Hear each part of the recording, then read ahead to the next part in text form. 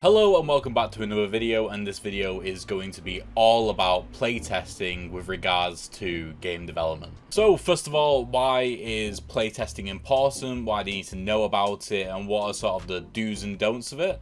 Firstly, let us get into why it's important. So one of the main things that's associated with playtesting is balancing. A game can get really complicated, whether it's a video game or a board game, and difficulty and balance in those games, especially if it's multiplayer but also single player, is really important to make it so that players don't blame the game but instead blame themselves. Secondly, if you are really taking your game seriously, you are probably going to be looking into market research quite a bit.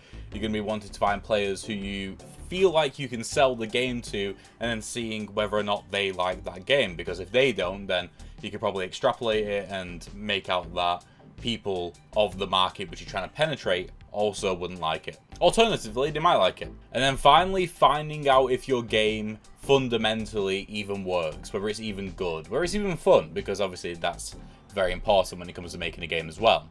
Now, with regards to playtesting, a lot of people just sort of like head straight in and just like throw the game at some people and then they start playing it. But the problem is that there's so many pitfalls and so many ways to do playtesting well and bad, that I feel like it's probably a good idea to make a video on some of the do's and don'ts of playtesting.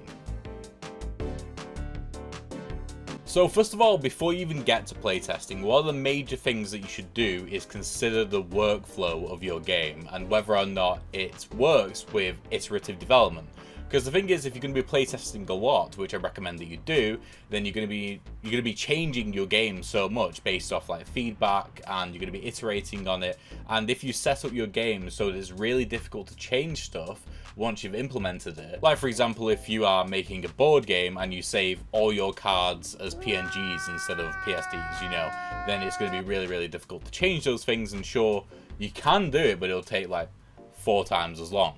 On top of that, if we're talking specifically about board games, and another great way to do this is to stick with digital production. So instead of having to cut out cards and draw on cards or print cards out every single time you want to change something, instead just open up Tabletop Simulator, and then it's just so much easier to change things around. Secondly, I would record/document every single playtest. Now this is really beneficial for a couple of reasons. This is really beneficial for a few reasons. First of all, it's really good to remember stuff, because you're not going to be able to remember every single thing that players say, because not only do players say things like off the cuff, but they say things like during a conversation, and usually those things that they say like during a game is far more valuable than things which you'll say at the end of the playtest when you ask them some questions. And finally, it's also good to reference and compare this feedback as well, because if you have some feedback that you remember is quite negative, and then you have another lot of feedback, you're most likely going to be like, oh, that's better feedback. But if you actually have it written down, you can compare the 2 bits of feedback and really see whether the game has improved or not. Thirdly, now this isn't something which you should do all the time, because you know, you can benefit a lot from not doing this when it comes to balancing the game and like doing iterative development with regards to balancing. But I would recommend doing blind tests as often as possible. Now what blind tests are basically just giving people the game and the rule book or whatever and just saying play it, and you do not tell them at all how to play. Now this is really beneficial, because not only does it test the rulebook, for example, but it will also test the intrusiveness of your design, whether that's like game design or graphical design, visual design. And it'll probably be the best bit of feedback you'll get, because you as the designer won't have any input or influence on the players' opinions or feedback. Now this leads into the don't section, but the final bit of the do part of this video is assess your playtesters. Now I was talking before about market research and how you'll want to find players who match the market which you want to penetrate. Well, doing this with matching up with 4 Keys to Fun, and also Bartel's taxonomy of player types, you can assess the people that are going to play your game, and then you can really decide how you want to value their feedback. So like I said, this leads on to the don'ts section of the video now. So we're on that, and the first thing is don't take all feedback on board. This is because, especially if you're making a complicated game, but even if you're making a simple game, your vision of the game and how well you know the game will not match anybody else, because no one will know your game as much as you do. So what that means is when players are giving feedback, they might not even be giving feedback for your game. They're giving feedback for their vision of what your game is. And it really just comes down to one question.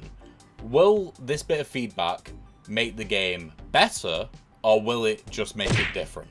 And this comes from two things: knowing your playtesters and assessing them beforehand, like I've said, but also knowing your game well enough to be like, this bit of feedback doesn't make sense for the game that I'm making. Secondly, it's a bit of an obvious one: don't take things personally, regardless of how blunt people make their feedback. Because honestly, blunt feedback is probably the best feedback you're going to get, because if you're getting blunt feedback, you're getting it from people who don't care about how you feel. They just care about the game. Now, I know this is easier said than done, because when it comes to designing games, you are often putting all of your heart into this product and into this idea, and it might be one of the first ideas that you've had and acted on and actually decided to produce something out of and put effort into, and if someone comes along and says it's really bad in different ways, it's difficult not to take that personally, but at the same time, it's not going to do the game which you love so much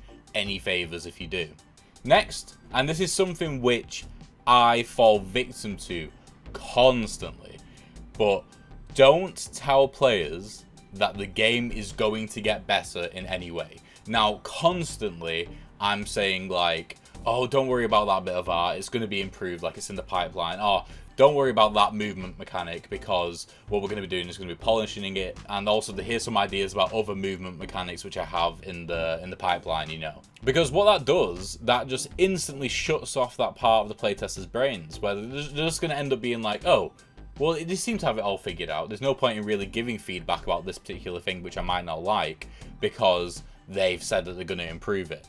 Whilst if you don't say it at all, they might give you ideas on how to improve the game in ways that you might never have even thought of. And then finally, I've already mentioned this a bit, but don't tell players how to play the game unless you are playtesting for balancing reasons. The reason why you want to do it for balancing reasons is because you might, first of all, it's really difficult to find more and more players who have never played your game before to blind playtest, but also having someone learn your game takes so much longer than just quickly running them through the rules and then getting them playing. And when you're balancing, oftentimes you're doing it closer to the end of development, where time is more precious, so you really just need to get them playing. But yeah, that's it. That's a quick video on the do's and don'ts of playtesting. Hopefully you enjoyed. I've been playtesting for about 4 years now, whether it's video games or board games, and more often than not, these do's and don'ts don't really get addressed, and usually they're often reversed. So hopefully you can take at least a couple of those ideas and bits of advice on board for any of your projects in the future. Thanks, and goodbye.